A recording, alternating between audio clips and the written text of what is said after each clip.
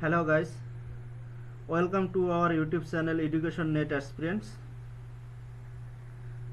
आज भी हम लोगों ने रिसर्च एप्टीट्यूड का प्रीवियस ईयर क्वेश्चन डिस्कस करेंगे। पहले एक क्लास किया था, ये पार्ट 2 है। देखो question number 1। In online survey which of the following are sampling issue. Online survey में कौन सा सैम्पलिंग इश्यूज होता है। Number A, option number A, people in a household use the same computer as they have access to only one. Many respondents may have multiple email ID. Internet user constitute a biased sample of the population. Sampling frame for online survey are cheap. The government restrict online service.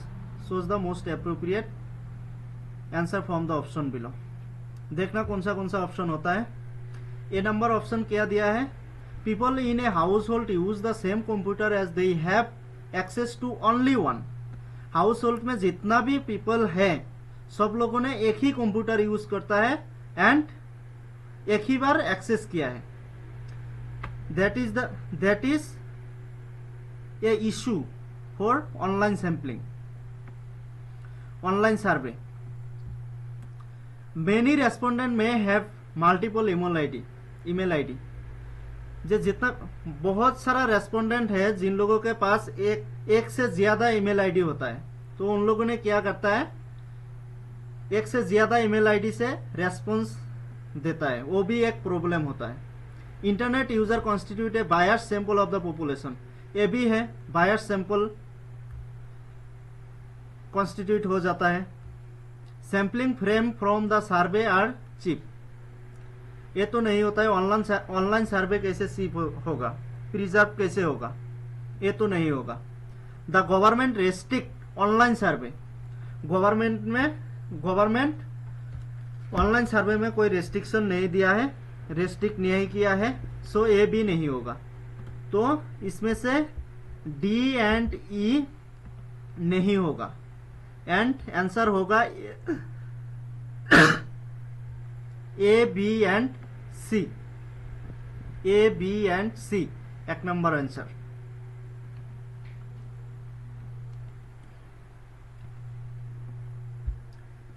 उसके बाद question number 2।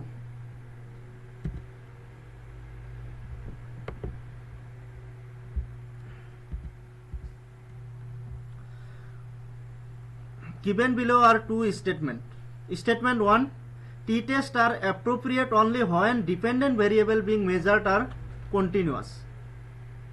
And statement 2, chi-square statistics allow us to test hypothesis using both continuous and ordinal data.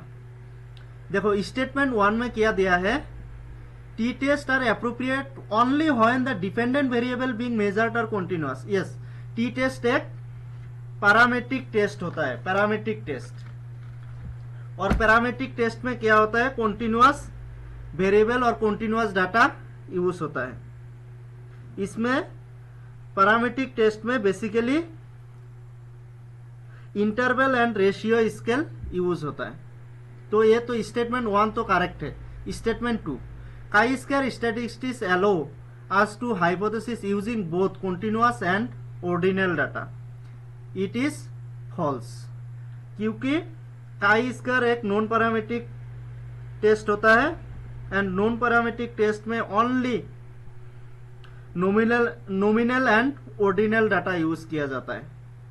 इसमें continuous variable नहीं होगा और continuous data use नहीं किया जाता है। तो इसका आंसर होगा स्टेटमेंट 1 इज करेक्ट और true and statement 2 is false. C number correct answer. उसके बाद question number 3, given below are two statement. Statement 1, UGC care list include all the Scopus web of science and MLA index journals. Yes, UGC care list ने Scopus web of science and MLA ये सबको include करता है। तो statement 1 is correct और true and statement 2 open access journal are predatory journal no it is false. Open access journal मतलब कोई predatory नहीं होता है, प्रीडेटरी जर्नल नहीं होता है और कोई डिसेप्टिव जर्नल भी नहीं होता है, प्रीडेटरी और डिसेप्टिव जर्नल नहीं होता है। तो स्टेटमेंट 2 इज फॉल्स। इसका आंसर होगा C, statement 1 is true and statement 2 is false. उसके बाद question number 4। Question number 4, while reading research paper or research reports often one comes across the abbreviations BIZ, which means क्या है? जब research abbreviation दिया जाता है तब VIZ दिया होता है, उसका मतलब क्या है? उसका मतलब होता है नेमली। इसका आंसर होगा बी, नेमली। उसके बाद question number 5, given below are two statements. Statement 1, in case of qualitative phenomena we have data on the basis of presence of an attribute or more than one attributes. Then statement 2, with such data as mentioned in statement 1 above, the sampling distribution may take the form of binomial probability distribution. इसका both statement are true, इसको binomial probability distribution बोला जाता है। इसका answer होगा A, both statement 1 and statement 2 are true. उसके बाद question number 6, if a researcher wants to select a sample from a population such that each member in the population of interest has an equal chance of being selected in the sample, the researcher is following: quota sampling, convenience sampling, purposive sampling, random sampling. इसका answer होगा random sampling. Random sampling क्या होता है? जिसमें जो population होगा सबको equal chance होता है सिलेक्ट होने के लिए, सिलेक्ट होने के लिए सबको इक्वल चांस होता है, तो वही है रैंडम सैम्पलिंग। एंड अदर जो 3 ऑप्शन है, quota sampling, convenience sampling and purposive sampling, ये तीनों नॉन रैंडम सैम्पलिंग है। उसके बाद question number 7, in the context of bibliographics and footnotes researchers sometimes use the abbreviation TR, which means abbreviation में जो TR use किया जाता है उसका मीनिंग क्या है? Transit, transported, translated, transcript. इसका आंसर होगा सी, ट्रांसलेटेड। उसके बाद question number 8, a student submitted PhD thesis in a university. Upon scrutiny, it is found that her thesis has a similarity content of 35%. This would which of the following categories of plagiarism according to UGC regulation? Level 0, Level 1, Level 2, Level 3.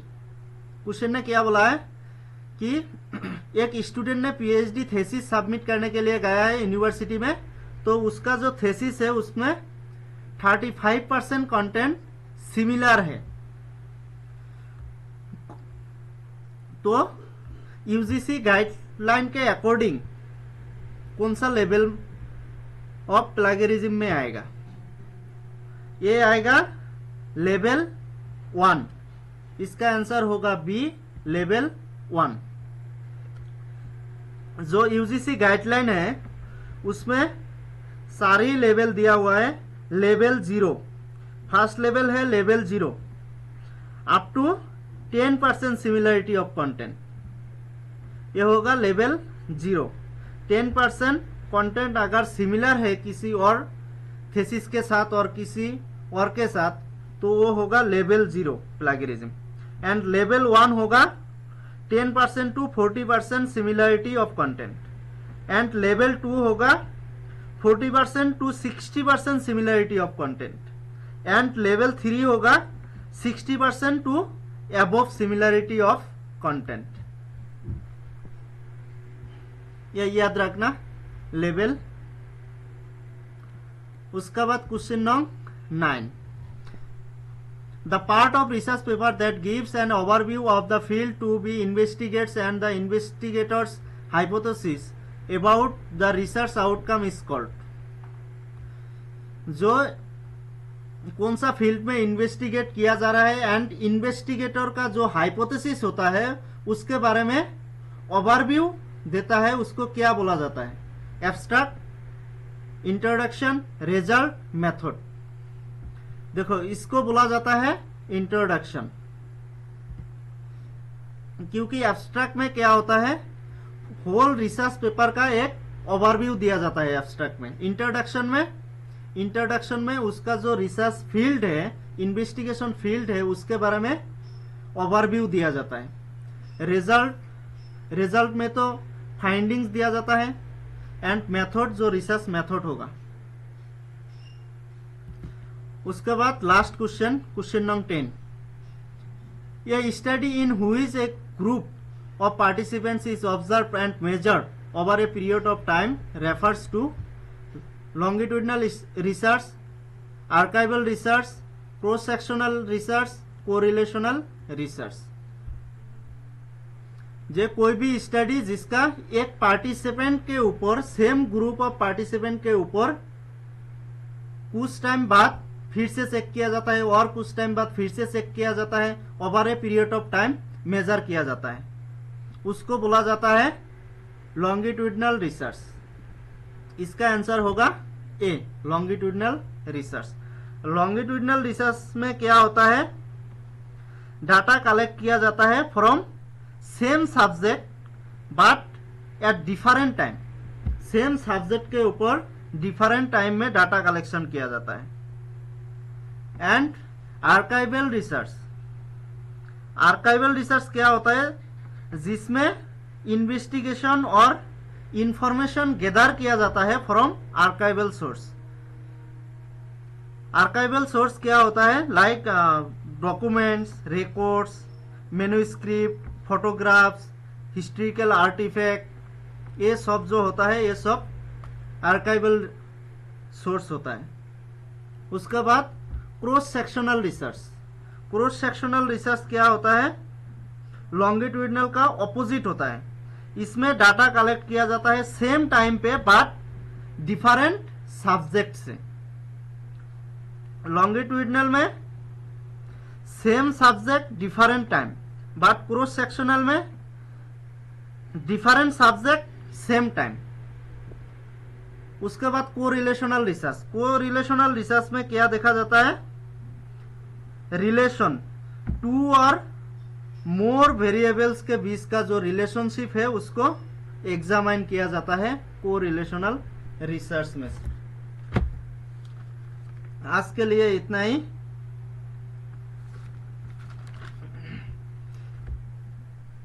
अगर video अच्छा लगा तो like, share and comment करना, साथ साथ subscribe भी करना।